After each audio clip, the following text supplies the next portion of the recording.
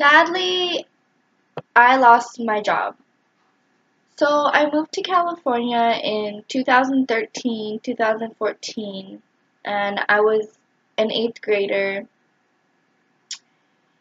and I didn't have a job. I just wanted to make friends. But as soon as high school came, I wanted to get a job. So I told my mom to help me make a resume, and she helped me, and I applied to many different places, and they didn't call me back. And so I remember I was walking and it was really hot, and me and my friend saw this big sign that said now hiring, and it was like a cute little cafe, and it said hiring cashiers and like bakers. So I was like, okay, I think I could be a cashier. And so I called the number that was on the little sign, and they called me back, and they said that I could go in for an interview. So I go in for the interview, it went really good, and then I actually had to go in for another interview, and I ended up getting the job. So I did it throughout like my summer. This was my junior year, so I didn't work the whole summer of junior year. So starting senior year, so it was finished because it was brand new cafe. It took them long to build it and get everything ready. So I worked there for like about a year. Yeah, I worked there for about a year. And then college came, and I was a full-time student,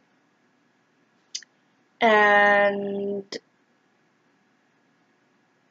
my classes, it was like Monday through Friday, and like all my classes were very spaced out, so I couldn't really find a time to like go to work. So my boss texted me saying, "I'm really sorry, but your classes, they can't work with our times. Like I have nowhere to put you in the schedule because your classes are so far spread out."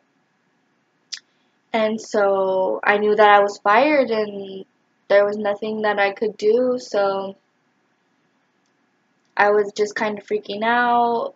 But luckily, someone that worked there, he was, I don't know, I don't really know how to explain him, but the person that owned the cafe, his name is Dr. Wu, and he owns like 7 hospitals. He's very rich guy, and he owned the cafe that I was working at.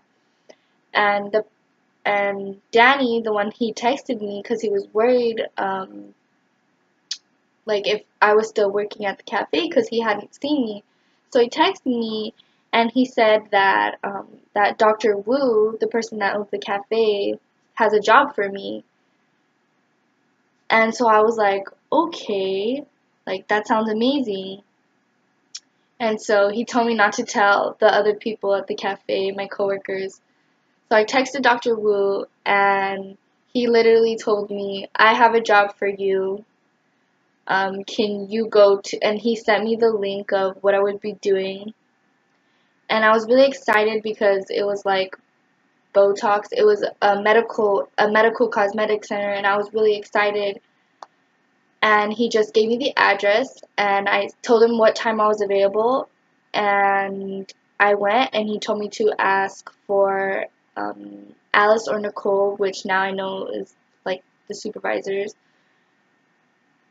And yeah, so I was really happy and blessed to get another job so quickly just because of Dr. Wu and the how I knew him, and he just happens to own 7 hospitals.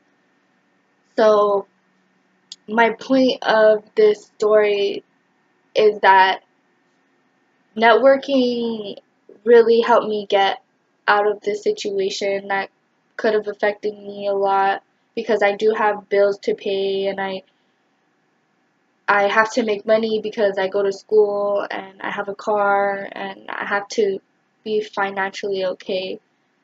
So, yeah, connections can really get you places. People that are known and have money can really get you far places. So, my point is to be nice and very sociable when it comes to people that are higher level than you.